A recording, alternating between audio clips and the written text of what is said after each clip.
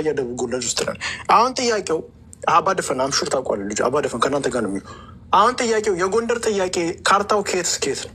ካርታው እስኪ ከየት እስከየት ነው ማስፈጸም የፈለጋችሁ? አጼ ባህር ዳር ነው የሚያደርጋሉ። አሁን አንድ ይኸውልህ ሰውዬው አዲስ ታይም እንደውም የገባሁት ለአዲስ ታይም ነው።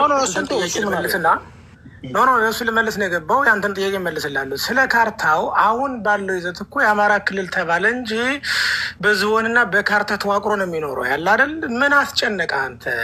አሁን ያለው ራሱ የጎንደር ካርታ እኮ ምንም በቂ እኮ ነው። ስለ ካርታ ምን አስጨነቀ? ዋናው ጎንደር ስለ አማራ ህዝብ መጨነቅ፣ ስለ ጎንደር አማራ ነው መጨነቅ ያለብህ።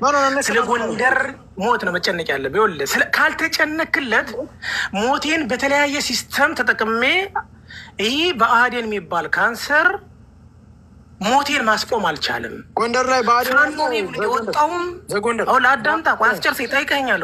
ስለ ካርታ ማን አይመለከትም። የምን ካርታ ጥያቄ ልጠይቅህ። ጎንደር ላይ በአዴን አለ? የትኛው ብአዴን? ጎንደር ላይ ብአዴን አለ? ምን ብአዴን? የለም ጎንደር ብአዴን ምንድን ነው? ይህ ፖሊሱን ብአዴን ልትለኝ ነው እንዴ? ሰው ህዝቡ ነው ብአዴን ማለት ነው ጎንደር? እርሱ ብአዴን ልትለኝ ነው እንዴ? ይኸውልህ መዋቅር አስተዳደር መዋቅር ባህር ዳር የሚባል አቦይ ስብሐት የገነባው አዳምጠ። ይኸውልህ ህዝቡ ነው ብአዴን አዳምጠ። መጀመሪያ ማን ነው የሚያስተዳድረው? አዳምጠ። የለም ጎንደር ውስጥ ብአዴን የለም። አስረግጬም ነግሬህ ብአዴኖቹ ተገለዋል። መጡ አይደል? ብአዴን ነው ብላቸው ገላቸዋል። ዝም ብለህ ተራ የቀበሌ አስተዳደር ብአዴን ነው ብትለኝ፣ ጎንደር ውስጥ ጠላት የለንም። አማሮች ጎንደር ውስጥ ብአዴን ስለሌለ ጠላት ያለው ጎጃም ብቻ ነው። ብአዴን ያለው ጎጃም ማን አለ? ማን ጠራ? ጎጃም ማን ጠራለ? አይ ሊስት አውጥታችሁ እኮ ብአዴን ስለ ጎጃም አላልኩም። ክልሉ ጎጃም አላልኩም። በግድ ጎጃም የጎጃም ጠላት ሆነ በላይ በተለይ ሊሆንልህ አልችልም። አንተን የጎጃም ጠላት ገባ። የጎጃም ህዝብ ሲያልቅ ለስልጣን እንጂ ለጎጃም ህዝብ ማለቁ አልተጨነቅም። እንተዋወቃለን። ይሄ አማራ ክልል የሚባለው በአማራ ክልል ደረጃ ከሄድን እኮ አዲስ ታይም አያመለከትም እኮ ስለ አማራ ክልል። አፄውም እኮ አዲስ አበባ እንደ አማራ ካላወራ እስኪ ይህ የአማራ እስር ቤት ነው ሲባል አቤት ካላልክ፣ አዎ ትክክል ነህ ካላልከኝ ስለ ሸዋ ሙሉ ግዛት አያገባህም ማለት ነው። ማውራት አይጠበቅብህም ማለት ነው። እኔ ለአዲስ ታይም እናገር የመጣው ስለ ወልቃይት ቅድም ስታሾፍ ስለነበርክ ነው። ወልቃይት እኛ ስለ ወልቃይት ስንታገል አንተ የግንቦት ሰባት የዜጎች ፖለቲካ ሆነ ሳንጨበጭብ ነበር አይደል? ስለ አማራ ልዩ ኃይል ዝም ብለህ አልታገልክ ማውቃል። ግንቦት ሰባት ነገዳችሁበት አንተ ለወልቃይት ይኸውልህ ታማኝ አዳምጥ። ዝም ብለህ አታወራ። ታማኝ መጥቶ እዚህ ሲያትል ላይ $200,000 ሲሰበስብ እዛው አብሬ ተገኝቼ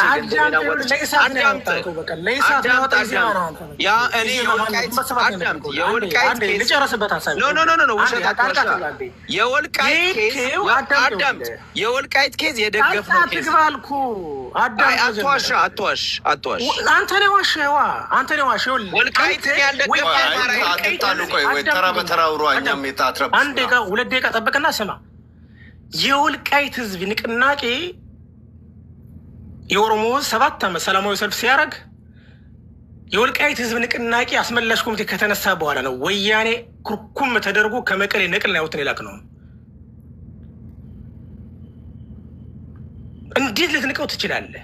ትናንትና የአማራ ልዩ ኃይል በውጊያ ተሳትፏል። እንኳን የአማራ ልዩ ኃይል የኦሮሞ ልዩ ኃይል ተሳትፏል። ሶማሌ ተሳትፏል። ምን ይጠበስ? በእኛ ነው። ስለዚህ ይኸውልህ አዳምጥ። አንተ አልሞትክም አልተጠበስክም ልልህ አልችልም። መቀሌ ገብተህ የተጠበስከው ወልቃይት ልታስመልስ አይደለም፣ የአብይ ስልጣን ታስቀጥል ነው። መቀሌ ሄደህ ህዝብ ስትጨፈጭፍ የነበርከው የአብይ ስልጣን ታስቀብል እንጂ ለወልቃይት አልገባህም። ደግሞ ሞኝ አይደለሁም፣ አስረግጬ የምነግርህ ማለት ነው። ግን አሁን ባለው ሂደት ግን አዳምጥ። ይኸውልህ አሁን ባለው ሂደት ግን ትናንትና ለምን ሲታገል ነበር ያልገባው፣ ዛሬም ለምን እንደማይታገል ያልገባው የአማራ ነፃ አውጪ ነው ብሎ በአማራ ስም የሚነግድ አለ አይደል? እሱን ስብርባሪና እንኩትኳች አልፎ እንዳይጥለን የአማራን ህዝብ እንዳይበት ነው እኛ ራስ ገዛ አድርገን እናስቀጥለዋለን። ስለ ወልቃይት ህዝብ አንተ ስለ አማራ ህዝብ ስለ ጎንደር ህዝብ ስለ ልቦና አታውቁም። አንተ የጎንደር ህዝብ የጎንደር ወጣት እናስቻለው እነከፌ በተለያየ ቦታ በከሚሴም በአጣየም በቤንሻንጉል ሲገቡ አንተ ነገረው ጠርተው አይደለም። አማራ ነው በጎንደር ተቀስቀው አይደለም። አማራ ክልል ስለሆነ አይደለም ሄዶ የሞተልህ። አንዴ ዘጎንደር አዳምጥ። ቆይ ልጨርስ። አንዴ በኋላ ተጠቅልለ አንዴ ቃጠብቀኝ። አማራ ክልል ስለሆነ አይደለም ሄዶ የሞተው አማራ ስለሆነ ነው።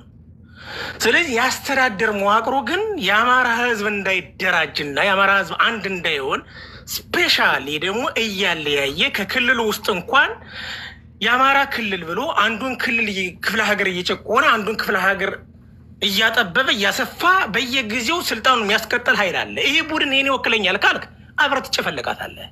እሱም ቡድን በተለያየ ሲስተም አፈራርሰን ይህን ደግሞ የምንሰራው ደግሞ የአማራ ልጆች በሙሉ ያግዙናል። እኛም አማራ ነን። ቆይ አንዴ ይህንን የክልል የአማራ ልጅ ምን ብሎ ነው እንድትገነጠል ነው መቀሌ ግባ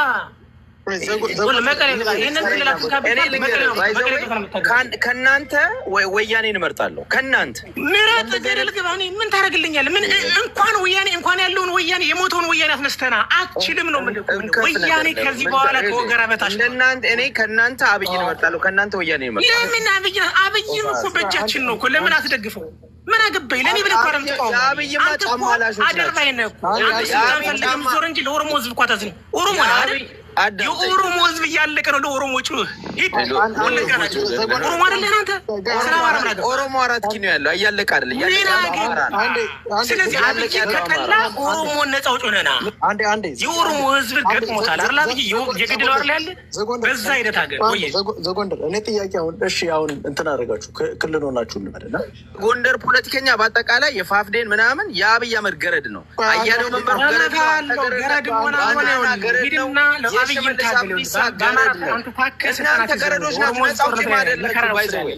ባሪያ ናችሁ እያልኩ ነው። ባሪያ ናችሁ። ስሜታዊ አትሁን። ያለ ማንነት ማንነት ገት ምትዳክር ባሪያው አንተ ነህ። አማራ አድርጉኝ ያልክ እኮ አንተ ኦሮሞ አይደል?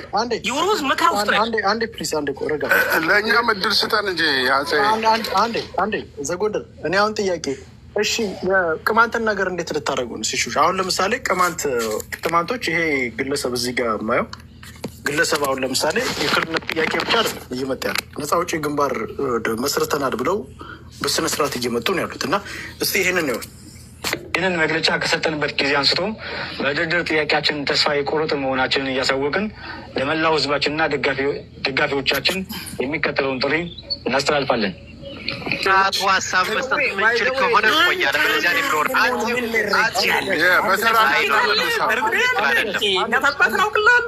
ይሰማል። አንተ ቤት ነው ሆኜ ነው እንጂ ከእንደዚህ አይነት ጎጠኛና አንተ ኦሮሞውን ለኦሮሞ ህዝብ አንድ ቀን ከተሳተቅ ለአማራ ስትጠየቅ አንዴ ጋይስ ቆይ ምንድን ነው ነገሩ? አንዴ በእናታቸው እድል ስጠን እንጂ እንዴት ነው ነገሩ? እድል ስጣለሁ።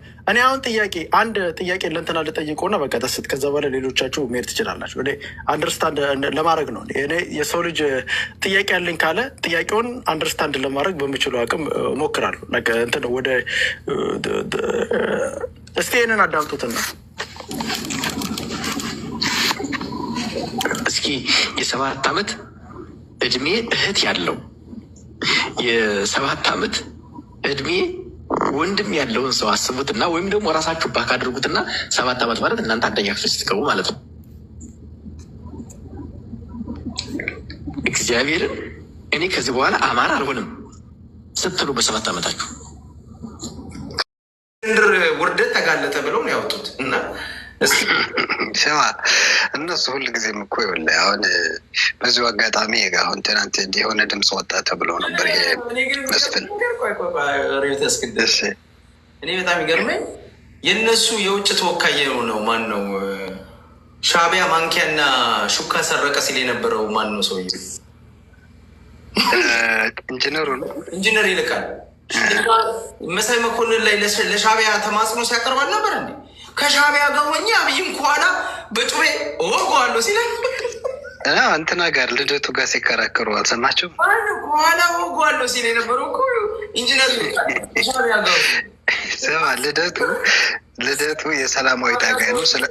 ስለ ሉዓላዊነት አርጊው ማድረግ ያለበት በዚያ መልክ ነው። ሲያደርገው አይተዋል። ሊሞት ኢንጂነሩ ሊሞት እኔ ይህንን አሁን ማርሸትን ስማው እኒህ ሰዎች ይኸውልህ ፖለቲካሊ ሻርፕ አይደሉም። አሁን ኢንጂነሩ ምንም የተጨበጠ ግንኙነት ሳይኖረው ነበር እንደዛ ሲደነፋ የነበረው። ኢማጂን ምን መሰለህ ማሳየት የፈለግኩት ይኸውልህ እነዚህ ሰዎች በጣም እኮ ምን መሰለህ ሂፖክራትስ እንደሆኑ ነው። ከወያኔ ጋር የሰራለው እያለ የአማራ መሬት የሚፈልገው አማራ ላይ ስንት ጄኖሳይድ የፈጸመው ህገ መንግስት አጽድቆ አማራ ዛሬ ለገባበት ቀውስና መከራ ተጠያቂ ከሆነው ወያኔ ጋራ ምንም ችግር የለም እሰራለሁ ብለህ ሀገር ከሆነው ሻዕቢያ ጋራ እስክንድር ሰራ ውርደት ቅሌት ብለህ የምታወጣ ከሆነ የእነሱ ምሁር ነኝ የሚለው የጎጣ አጀንዳ አራማጁ ኢንጂነር ይልቃል የሚባል ሰውዬ ከሻዕቢያ ጀርባ ላይ ሆኜ አብይን በጩቤ ወጋለሁ እያለ ሚዲያ ላይ በሚቀደድበት ሰዓት እስክንድር ነጋ ሰበር መረጃ የእስክንድር ነጋ ውርደት ተጋለጠ፣ ሻዕቢያ ጋር በተያያዘ የአፋድ ቅሌት ይፋ ሆነ፣ ሚስጥራዊ የስልክ ውይይት ተለቀቀ ብለህ ስትመጣ እኒህ ሰዎች ፖለቲካ በጁስ መልክ ሊሰጣቸውን የሚገባላቸው ይመስለኝ።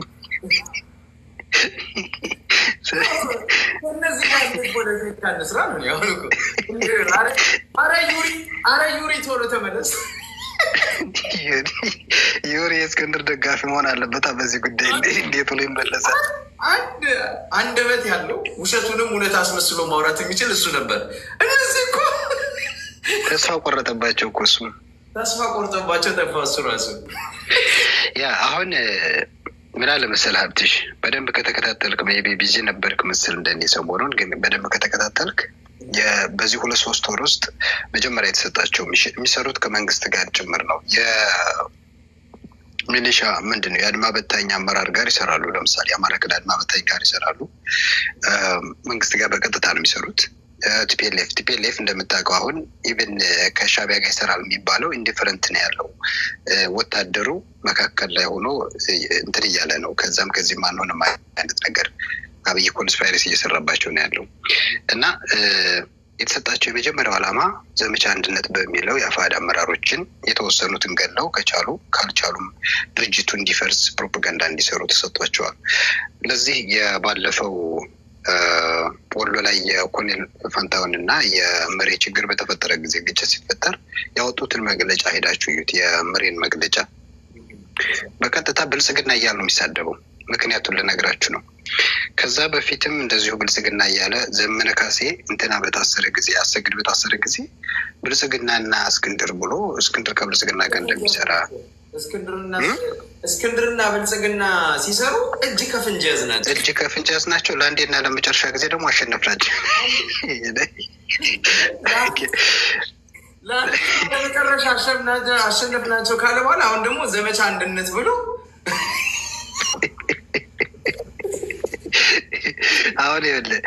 አሁን የተሰጣቸው ሚሽን ልንገራቸው።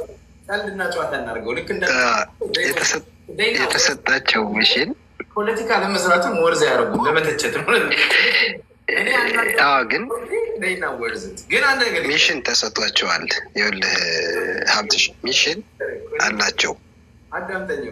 አሁን ለአንዴና ለመጨረሻ እስክንድርና አብይን ደመሰስ ናቸው አላል ዘመን የዛሬ 6 ወር የዛሬ ስንት ወር ነው? 6 ወር አካባቢ አይደል? እንደው ይሆናል። ለአንዴና ለመጨረሻ ከደመሰሰ በኋላ ዘመቻ አንድነት አማራ ክልል ነፃ ላወጣ ነው ብሎ መጣን። ዘመቻ 100 ተራሮች ከዛ በፊት ስማ ጎጃም ውስጥ አሁን ምን መሰለህ የእነዚህ ሰዎች እኔ ይቅርታ ለአንተ ድል ሰጣል ታውራለህ። ዘመቻ 100 ተራሮች ብሎ ዘመነ ካሴ ስንት ተራራ ነፃ ወጣ፣ ስንት ቀበሌ ነፃ ወጣ፣ ስንት ወረዳ ነፃ ወጣ፣ ስንት ከተማ ነፃ ወጣ፣ ወፍ የለም። አሁን ደግሞ ዘመቻ አንድነት ብሎ ወጥቶ ጎንደር፣ ሸዋ፣ ወሎ ምናምን ብሎ ወጥቶ ትልቁ ሄዱት። በጣም በሚያሳዝን ሁኔታ ወንድማቸውን ነው የገደሉት የሚያሳፍር ሁኔታ እና ጎጃም ላይ የሚሰለጥን ኃይል ነበር። እሱ ላይ ደግሞ ዘምተው በትኗል። ትንሽ ታውቃለህ ብዬ አስባለሁ። ጎጃም ላይ ሄደውም የነ ማስረሻ ሰጠኝ የነ አሻግሬ ቡድን ነበር እዛ የሚሰለጥን። ያው በውስጥ ደግሞ አፋድ ውስጥም ደግሞ ተላላኪ ያላቸው ልክ ቲፒካል ወያኔና ብአዴን ናቸው የምታየው ነገር። ቀጥልሽ። አሁን ዘመቻ 100 ተራሮች ጎጃም ውስጥ እኮ 100 ተራራ ቀርቶ 3 ተራራ የለም ብለው ባለፈው ሲያላግጡ ከየጣም ተታች ጎጃም ሜዳማ ነው። ኧረ ብዙ ሰው ነው። ጎጃም ውስጥ እንኳን 105 ተራራ የታለ ብለው ሲቀውጡባቸው ነበር። ለማንኛውም ግን ሰዎቹ ይህን ሁሉ ሚሽን ሲሰጣቸው ብልጽግና በደህንነት ሰዎች በኩል ከነጌታቸው ጋር የሚሰሩ የወያኔ አባላት የሆኑ ግን ደግሞ የብልጽግና የደህንነት አባል የሆኑ ሰዎች የሚከፍሏቸው ሚዲያዎች አሉ። ስማቸውን አልጠቅስም ለብዙ ነገር ሲባል እነዛ ሚዲያዎች እነ እስክንድርን የሚደግፉ መስለው ሾው አፕ እያደረጉ እነ ዘመነ እንዲሳደቡ ሚሽን ተሰጥቷቸዋል። ምክንያቱ ምንድን ነው? ክሊርሊ ለመንግስት የሚሰሩ ናቸው። ነገ ከነገ ወዲያ በቀጥታ መንግስትን ደግፈው ይታዩና በቅርብ ጊዜ እነ እስክንድርን የመንግስት ደጋፊ ሲደግፋቸው ነበር ለማስባል እንደነበረ መረጃ ወጥቶ ተናግረናል። ከዛ ቅድም የነገርኩህ አሰግድ ሲያዝ ወሎ ላይ ችግር ሲፈጠር መግለጫ በወጡ ቁጥር ብልጽግናና እነ እስክንድርና ብልጽግና ይላሉ። አብይ አህመድ ደግሞ ይወጣና የሆነ አካል እየተደራደረ ያውቃል እኮ ማን እንደሆነ እነ ዘመነ ናቸው እሱ ጋር የሚወዳወድ የሆነ አካል ምናምን ብሎ አምቢጌስ ነገር ይፈጥርና እነ ዘመነ ያን ተናገሩ ይባላሉ እና አብይ ደግሞ ይሄኛውን ይናገራሉ። እስክንድር ባለፈው አውጣ ሲለው አላወጣም። ምክንያቱ ምንድን ነው?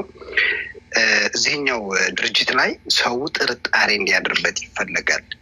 ስለዚህ ትናንት ወዲያ ደግሞ መጡና ይሄን ልጁን ገደላቸው ስንላቸው በሙሉጌታን በርብር ቀርበው ወደ 4 ሆነው መጡና ብልጽግና ነው አፋር ብልጽግና ነው አሉ። ከዛ ወልቃይት በረሳሽ ቀኝ ትርሳኝ እኛ ዝም ብለው ነው እንጂ ወልቃይትን እንፈልጋለንና ማልቀስ ጀመሩ። ከዛ ቆይቶ ደግሞ ይሄ ድምፅ ወጣ ተባለ። ድምፁን በደንብ አድርገህ አዳምጠው። ስታዳምጠው የብልጽግናው አመራር ይሄኛውም መስፍን የሚባለው ከደህንነት ጋር ግንኙነት እንዳለው ቀድሞ ይነገራል። አሁን ምርመራ እየተደረገ ነው። ተጣርቶ ሲጨርስ እንሰማለን። እነሱ ተመካክረው ነበር የሚያወሩት ነገር እኔም ሰምቻለሁ። በቁጥጥር ስር የዋለ ሰው ነው። መመርመር አለበት።